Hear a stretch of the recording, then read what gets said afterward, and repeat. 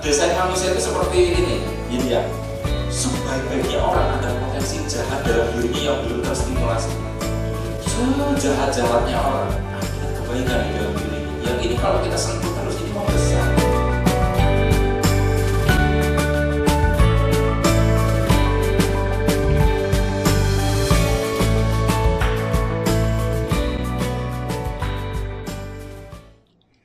Assalamualaikum warahmatullahi wabarakatuh. Jumpa lagi kita berjumpa dengan saya Arif Rahutomo atau Arif RH dalam rekaman video iseng reborn.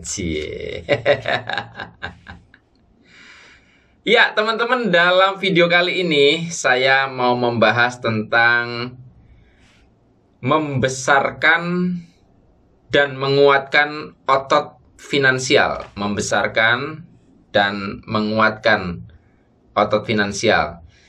Besar doang nggak kuat percuma ya. Jadi dua-duanya. Tapi walaupun besar kadang identik dengan kuat. Jadi gini teman-teman, saya mau melontarkan sebuah pertanyaan dulu yang nanti akan saya tanyakan ulang di belakang nanti terkait dengan judul itu. Anda memilih dimudahkan ketemu barang gratis atau Anda dimudahkan untuk memiliki kemampuan membayar? Nah, Anda bebas memilih sekali lagi. Nah, teman-teman, saya dulu termasuk orang yang sangat menyukai hal-hal yang sifatnya murah dan gratis. Dalam artian akhirnya saya mengakal-akali dan bahkan tidak peduli dengan apakah orang lain saya rugikan atau tidak. Yang penting saya dapat murah dan gratis. Contoh yang paling gampang, dulu banget ya, dulu zaman mahasiswa gitu ya, zaman belum menikah, itu saya masih berada di kesadaran itu, yaitu saya suka pakai software bajakan. Laptop Windows-nya bajakan ya, operating sistemnya bajakan, sistem aplikasinya kayak Microsoft Office juga bajakan, dan sebagainya dan sebagainya. Jadi banyak yang bajakan lah gitu loh. Nah, saya tidak mau nyindir siapapun, tapi Anda mudah-mudahan tersindir. Sebetulnya dari situ ada konsekuensi secara mental ya. Jadi kalau secara spiritual jelas ketika kita membajak produknya Bill Gates, kita punya utang karma sama Bill Gates ya. Nggak tahu nanti cara bayarnya bagaimana, tapi yang jelas kita mengambil hak dia yang memiliki hak royalti atas itu.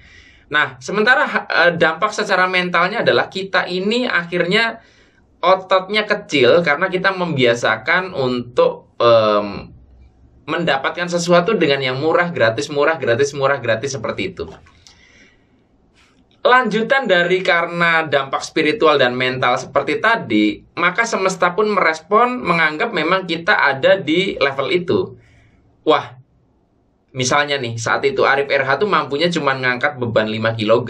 Ya sudahlah gitu loh. Jadi ototnya segitu, akhirnya dikasih bebannya segitu, dikasih kemampuannya segitu, dan sebagainya dan sebagainya.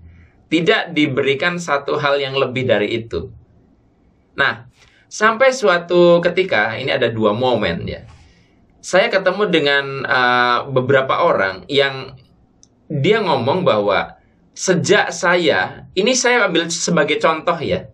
Jadi walaupun judulnya luas, saya ambil sebagai contoh sehingga Anda bisa menggeneralisasikan kesimpulannya.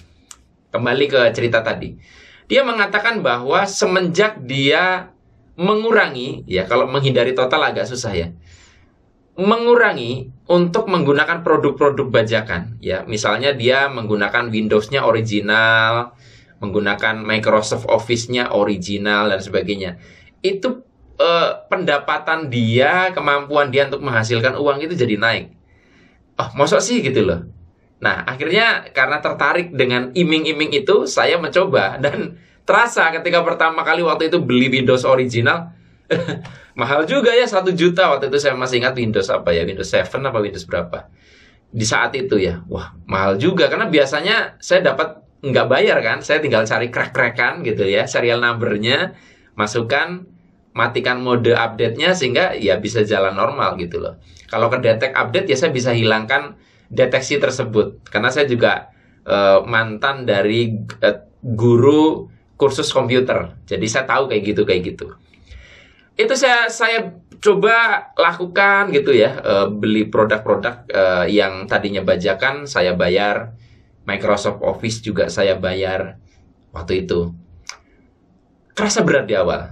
Nah, ini seperti orang olahraga yang biasanya ngangkat 5 kilo, lalu kemudian ngangkat 10 kilo atau 20 kilo. Ototnya sakit, ototnya pada pegel. Tapi lama-lama, tidak instan ya. Saya melihat diri saya bertumbuh dalam artian, kok rezeki saya bahkan lebih besar daripada sebelumnya jauh berlipat. Tidak hanya cukup hanya untuk nutupin beli software asli atau original itu, tapi bahkan lebih banyak.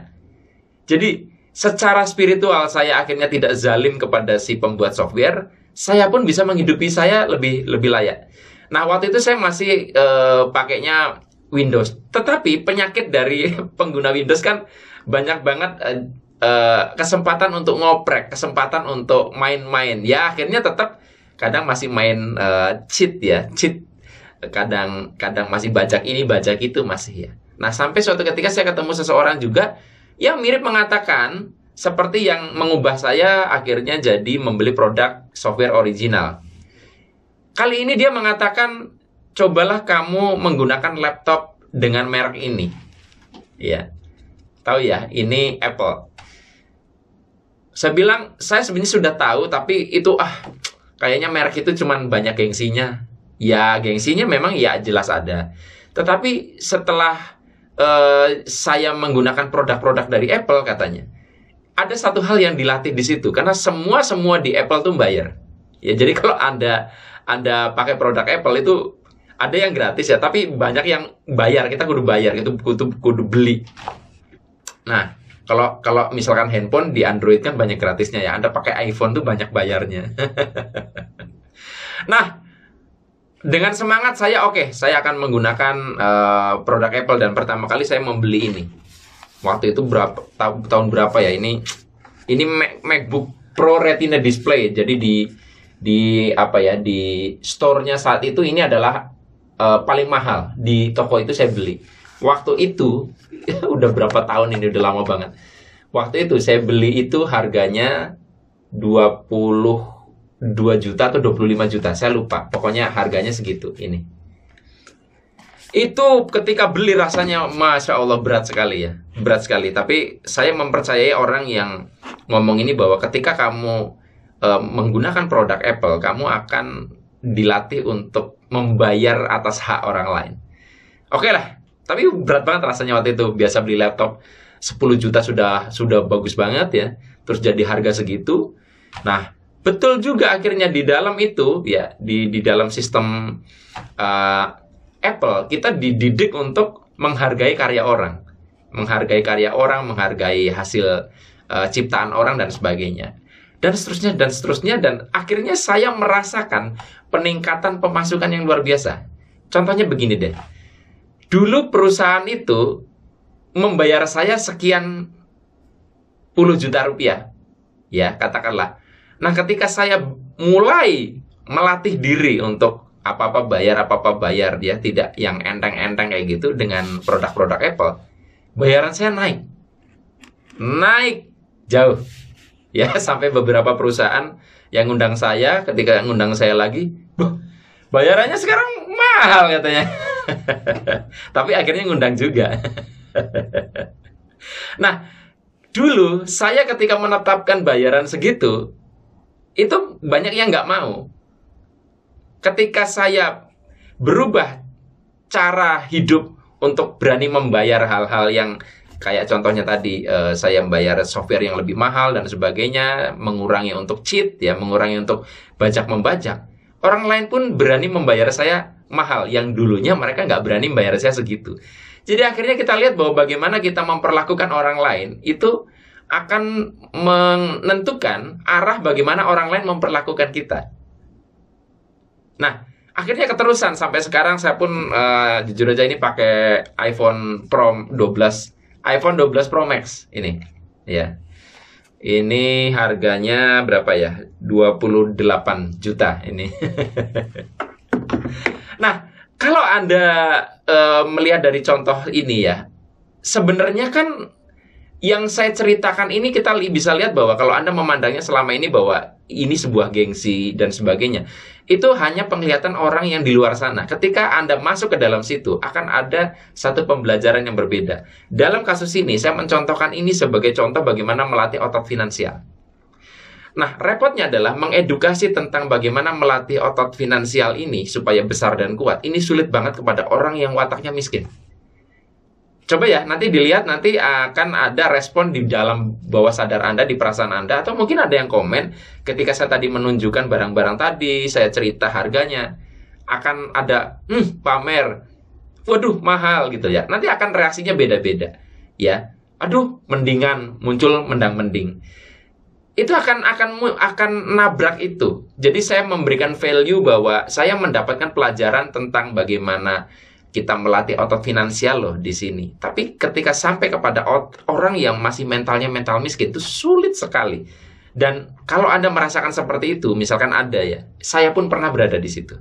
Sampai kemudian saya membuktikan diri saya sendiri, oh iya, ternyata pilihannya memang tadi seperti yang saya tanyakan di awal. Anda itu mau dimudahkan untuk ketemu barang murah dan gratis, atau Anda memilih untuk dimudahkan untuk mendapatkan kemampuan membayar lebih. Bedanya gimana? Kalau Anda dapat gratis dan dapat murah, itu ya Anda hanya diservis oleh semesta. Tapi kalau Anda dimampukan membayar, Anda menghidupi orang lain. Anda menjadi jalan untuk bisa berbagi kepada orang lain karena Anda mampu membayar. Karena kalau opsi yang pertama tadi kan yang penting lu dapat itu dengan murah dan gratis. Kalau ini, lu bayar, tapi lu mampu dan lu lebih.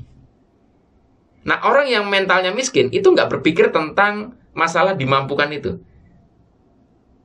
Jadi mereka ibaratnya, ya alhamdulillah cukuplah, yang penting bisa makan sepiring. Mereka tidak berpikir kalau piringnya, misalnya mereka punya nasi 2 piring, 1 bisa untuk makan tetangga contohnya, yang kelaparan. Jadi mental miskin itu sulit banget memang untuk dirubah. Jadi butuh waktu kadang. So bagi Anda yang mungkin tersinggung, agak tergores-gores dari uraian saya ini, ya itu satu resiko kenapa Anda menonton video ini. Tapi siapa tahu itu memang awalan Anda untuk berubah. Jadi kembali lagi saya pertanyakan pertanyaan yang sama. Anda lebih memilih untuk ketemu yang murah dan gratis, atau Anda memilih untuk dimampukan untuk membayar orang lain? Pilihannya terserah Anda. Sampai ketemu lagi dalam rekaman video Iseng Reborn yang selanjutnya. Saya akhiri, billahi taufiq wal hidayah. Wassalamualaikum warahmatullahi wabarakatuh. See you.